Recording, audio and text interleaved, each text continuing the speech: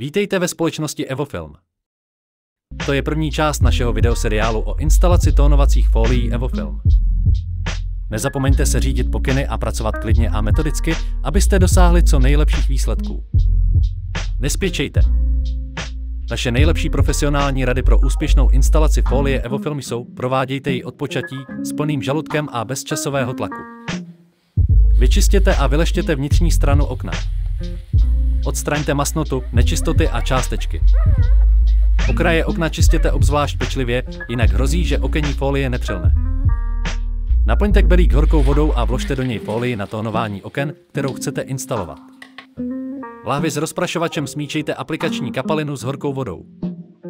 Sestavte instalační škrabku. Užívejte rukavice, abyste při instalaci nezanechali na okenní fólii nebo skle masné stopy.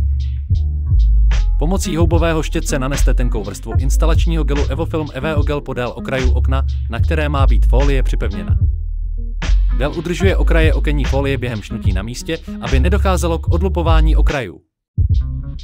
Nejprve okno postříkejte aplikační kapalinou. Poté opatrně aplikujte okenní fólii.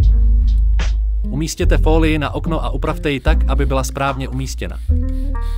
Před použitím škrabky nastříkejte na okenní fólii velké množství montážní kapaliny. Poté jemně a metodicky přejíždějte montážní škrabkou po okenní fólii, abyste vytlačili většinu přebytečné vody mezi oknem a fólií a odstranili tak bubliny a záhyby. Znovu nastříkejte fólii.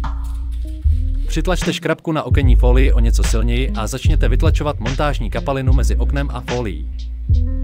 Proces stříkání a stírání opakujte 3x až 5x, dokud nezmizí veškerá voda mezi fólií a oknem a fólie nebude řádně vytažena. Při správné montáži by se měla fólie obvykle roztáhnout o 3 až 5 mm. Jakmile je okenní fólie namontována, zopakujte seškrabávání podél všech okrajů kolem okna. Na okrajích okenní fólie se často hromadí okem neviditelná aplikační tekutina, kterou je třeba seškrábat nebo setřít. Přebytečný instalační gel je třeba vytlačit a setřít vlhkým hadříkem. Použijte zaoblenou škrabku, abyste se dostali do rohů.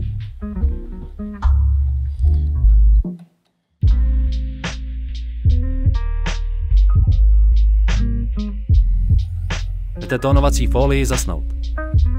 Pokud je to možné, nechte vůz během šnutí v chladném prostředí s otevřenými dveřmi. Bezprostředně po instalaci nevystavujte vůz slunci a teplu. Příliš rychlé sušení okenní fólie může vést k tomu, že fólie nebude správně držet. Děkujeme, že jste shlédli první část našeho seriálu videí o instalaci.